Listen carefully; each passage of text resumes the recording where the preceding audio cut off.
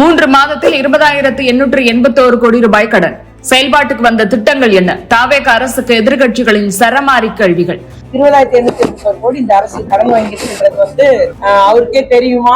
என்ன சொல்றது, அவருடைய முடியத்தை விட்டு விடுறோம். எல்லாம் பொய்யான ஒரு பிரச்சாரம் பண்ணி மக்களை ஏமாத்தினாங்கன்றது இன்னைக்கு வெட்ட வெளிச்சமா தெரியும். முதலமைச்சராக விஜய் பதவியேற்ற பிறகு அவர் கூறிய வார்த்தைகளில் ஒன்று கஜானா காலி என்பதுதான். முந்தைய அரசின் நிதி நிர்வாகத்தை கடுமையாக விமர்சனம் செய்த தாவேக தமிழகத்தை கடன் சுமையிலிருந்து மீட்போம் என்ற வாக்குறுதியையும் தேர்தல் பிரச்சாரத்தில் தொடர்ந்து முன்வைத்தது. அதே நேரத்தில் மகளிர் உரிமை தொகையை 2,500 உயர்த்துவது, தங்க மோதிர திட்டம், ஆண்டுக்கு 6 இலவச சிலிண்டர்கள், தமிழகம் முழுவதும் பெண்களுக்கு இலவச பேருந்து பயணம் உள்ளிட்ட பல முக்கியமான வாக்குறுதிகளும் கொடுக்கப்பட்டன. ஆனால் அந்த வாக்குறுதிகளில் பெரும்பாலானவை இன்னும் முழுமையாக செயல்படுத்தப்படாத நிலையில் கடந்த 3 மாதங்களில் மட்டும் தமிழக அரசு 20,881 கோடி ரூபாய் கடன் வாங்கியுள்ளது என்ற தகவல் வெளியாகியுள்ள நிலையில் இது தமிழக அரசியலில் புதிய விவாதமாக மாறியிருக்கிறது. 20,881 கோடி ரூபாய் கடன் என்பதை தாண்டி ஏற்கனவே வாங்கப்பட்டிருந்த பழைய கடன்களுக்கான வட்டியாக மட்டும் 14,618 கோடி செலுத்தப்பட்டுள்ளது. அதாவது இந்த 14,618 கோடி என்பது புதிதாக வாங்கிய 20,881 கோடி ரூபாய் கடனுக்கான வட்டி அல்ல.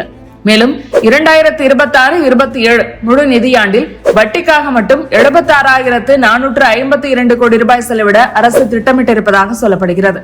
அப்படியானால் தமிழக அரசின் மொத்த வருவாயில் சுமார் 22.82%, அதாவது கிட்டத்தட்ட 1/4 வட்டி செலுத்துவதற்கே செலவாகிறது. இந்த நிலையில் இந்த கடன் எதற்காக வாங்கப்படுகிறது? இந்த பணம் எந்தெந்த திட்டங்களுக்கு செலவிடப்படுகிறது? மக்கள் எதிர்பார்த்த முக்கிய வாக்குறுதிகள் எப்போது முழுமையாக நடைமுறைக்கு வரும்? இந்த கேள்விகளை எதிர்க்கட்சிகள் தொடர்ந்து முன்வைத்து வருகின்றன.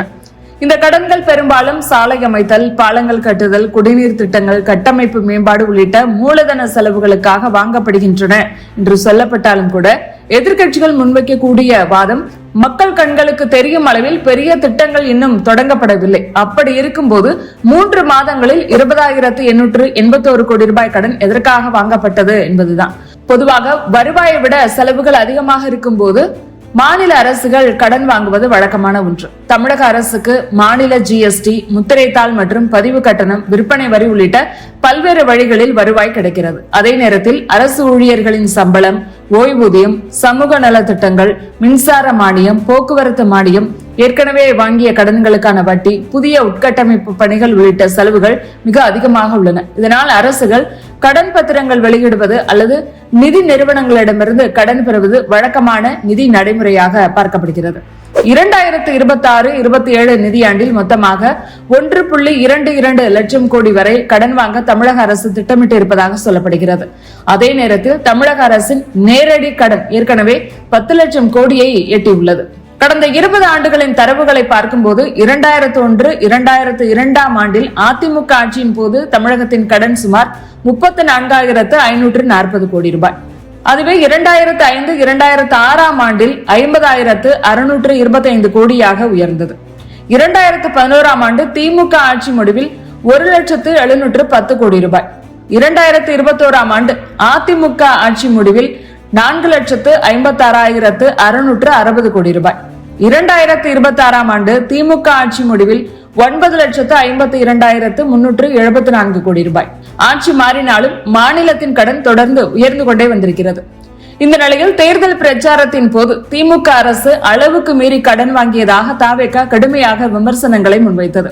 நாங்கள் ஆட்சிக்கு வந்த பிறகு தமிழகத்தின் நிதி நிலையை விளக்கும் வெள்ளை அறிக்கையும் வெளியிடுவோம் என்று கூறி ஆட்சிக்கு வந்த பிறகு வெள்ளை அறிக்கையும் வெளியிடப்பட்டது.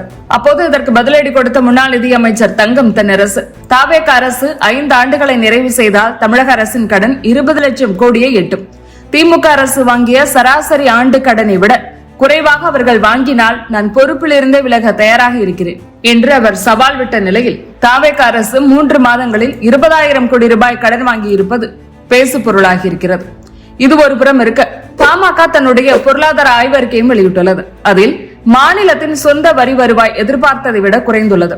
2026-27 முடிவில் நேரடி கடன் 11 லட்சம் கோடியை தாண்டலாம். மின் வாரியத்திற்கு 60,000 கோடி வரை கடன் தேவைப்படலாம். போக்குவரத்து கழகங்களுக்கு 15,000 கோடி வரை கடன் தேவைப்படலாம். பொதுத்துறை நிறுவனங்களின் கடனையும் சேர்த்தால் மொத்த கடன் 16.75 லட்சம் கோடி வரை உயரலாம். மேலும் நிர்வாக செலவுகளை குறைக்க வேண்டும், புதிய அரசு வாகனங்கள் வாங்குவதை கட்டுப்படுத்த வேண்டும், வரி அல்லாத வருவாயை அதிகரிக்க வேண்டும் என்ற பரிந்துரைகளும் இதில் இடம்பெற்றுள்ளன.